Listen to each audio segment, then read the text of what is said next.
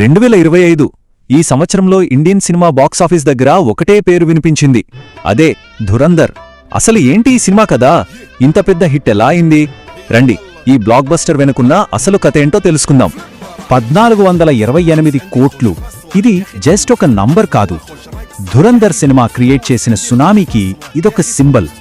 World వైడ్గా బాక్సాఫీస్ని షేక్ చేసి Indian cinema హిస్టరీలోనే ఒక కొత్త చాప్టర్ రాసింది. అసలు విషయమేంటంటే ఈ సినిమా సక్సెస్ ఎవ్వరూ ఊహించలేదు.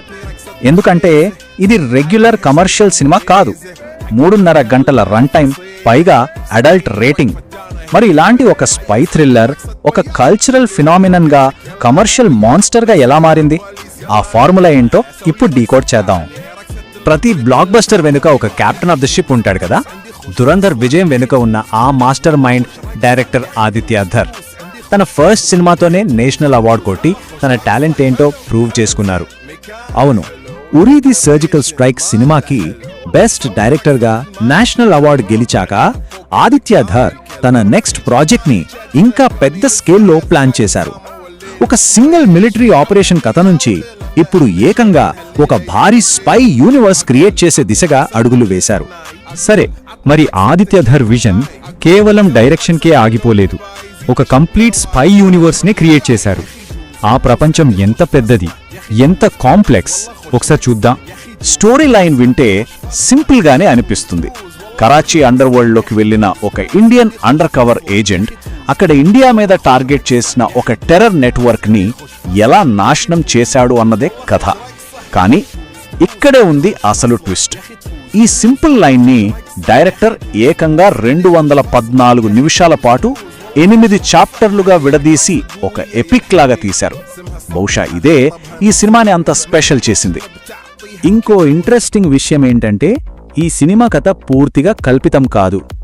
సౌత్ ఏషియన్ పాలిటిక్స్ని కొన్ని దశాబ్దాలుగా ప్రభావితం చేసిన కొన్ని నిజ జీవిత సంఘటనల స్ఫూర్తితో దీన్ని రాసుకున్నారు. ఇక ఇలాంటి ఒక ఇంటెన్స్ స్టోరీని తెరపైకి తీసుకురావాలంటే అంతే పవర్ఫుల్ యాక్టర్స్ కావాలి. ఈ సినిమాలో కాస్టింగ్ అద్భుతంగా కుదిరింది. కేవలం స్టార్ వాల్యూ కోసం కాదు, ప్రతి యాక్టర్ తమ క్యారెక్టర్కి జీవం పోశారు. గూఢచర్యం, అండర్ వరల్డ్ ప్రపంచంలోని రియల్ లైఫ్ పర్సనాలిటీస్ని ఇన్స్పిరేషన్గా తీసుకుని ఈ క్యారెక్టర్స్ని డిజైన్ చేశారు. సరే, స్టోరీ బాగుంది, యాక్టర్స్ అదరగొట్టారు. మరి టెక్నికల్గా సినిమా ఎలా ఉంది? అదే ఈ సినిమా సక్సెస్లో మరో కీ ఫ్యాక్టర్. ఒక థ్రిల్లర్ సినిమాకి బ్యాక్గ్రౌండ్ స్కోర్ అనేది బ్యాక్ బోన్ లాంటిది. ఈ సినిమా విషయంలో మ్యూజిక్ డైరెక్టర్ శాశ్వత్ సచ్దేవ్ ఇచ్చిన బీజిఎం గురించి ఎంత చెప్పినా తక్కువే.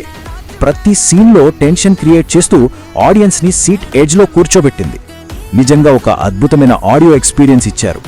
ఈ సినిమాలో పాటలు కూడా చాలా స్పెషల్. పాత క్లాసిక్ బాలీవుడ్, పంజాబీ హిట్స్ని రీమిక్స్ చేసి సరికొత్తగా ప్రెజెంట్ చేశారు. ఇవి కేవలం పాటల్లా కాకుండా కథనంలో ఒక ఫ్లేవర్ యాడ్ చేయడానికి, ఆ పీరియడ్ ఫీల్ తీసుకురావడానికి బాగా ఉపయోగపడ్డాయి. ఇక యాక్షన్ విషయానికొస్తే వీళ్ల అంబిషన్ నెక్స్ట్ లెవెల్. ఒక్కరో ఇద్దరో కాదు, ఏకంగా 4 ఇంటర్నేషనల్ యాక్షన్ డైరెక్టర్స్ ఈ సినిమాకి పనిచేశారు. అందుకే యాక్షన్ సీక్వెన్సెస్ అన్నీ చాలా వెరైటీగా, చాలా రియలిస్టిక్గా ఉంటాయి. రా స్ట్రీట్ ఫైట్స్ నుంచి భారీ బ్లాస్ట్ల వరకు ప్రతి యాక్షన్ ఎపిసోడ్ యూనిక్గా ఉంటుంది. అయితే కమర్షియల్గా ఇంత పెద్ద హిట్ అయినా కూడా క్రిటిక్స్ నుంచి మాత్రం మిక్స్డ్ రెస్పాన్స్ వచ్చింది. ఈ సినిమా ఒక పెద్ద డిబేట్నే క్రియేట్ చేసింది. చూస్తే క్రిటిక్స్ 2 గ్రూపులుగా విడిపోయారు.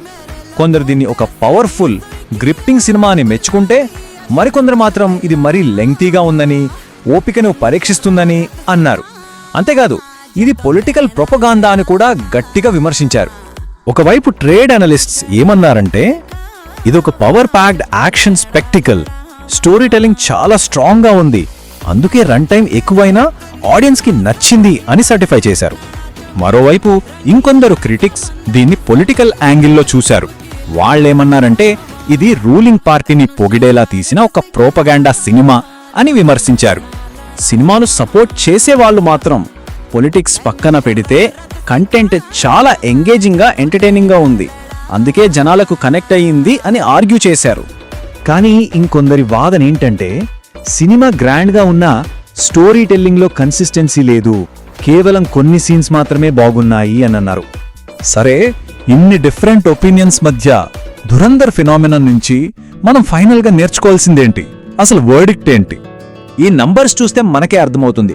బడ్జెట్ దాదాపు 250 నుంచి 475 కోట్ల మధ్య ఉంటే ఒక్క ఇండియాలోనే 1000 కోట్లకు పైగా గ్రాస్ వసూలు చేసింది. ఇక వరల్డ్ వైడ్గా అయితే 1428 కోట్లు, అంటే పెట్టిన బడ్జెట్కి కొన్ని రెట్లు ఎక్కువ కలెక్ట్ చేసింది. ఇది జస్ట్ హిట్ కాదు, ఒక ఎకనామిక్ బ్లాక్ బస్టర్. సో ఫైనల్గా సక్సెస్ సీక్రెట్ ఏంటంటే స్టోరీలో దమ్ముండాలి, ఆదిత్య ధర్ లాంటి క్లియర్ విజన్ ఉన్న డైరెక్టర్ ఉండాలి, రణ్వీర్ సింగ్ లాంటి పవర్ఫుల్ పర్ఫార్మెన్స్, అద్భుతమైన music and most important strong word of mouth. Negative reviews వచ్చినా సరే కంటెంట్ బాగుంటే ఆడియన్స్ ఆదరిస్తారని ధురంధర్ ప్రూవ్ చేసింది. అయితే ఈ సినిమా అందరికీ నచ్చుతుందా? మీకు ambitious spy thrillers, complex political డ్రామాలు ఇష్టమైతే ఇది మీకొక ట్రీట్, తప్పకుండా చూడాలి. అలా కాకుండా ఫాస్ట్ పేస్డ్ యాక్షన్ సినిమాలు కావాలనుకుంటే బహుశా ఇది మీకు నచ్చకపోవచ్చు. ఇక ఎక్కువ రన్ టైం, పొలిటికల్ నరేటివ్స్ అస్సలు వచ్చని వాళ్ళు దీన్ని స్కిప్ చేయడమే బెటర్. ఇది 2 భాగాల సినిమా. సో ధురంధర్ బాక్సాఫీస్ స్టాండర్డ్స్ని తిరగరాసింది.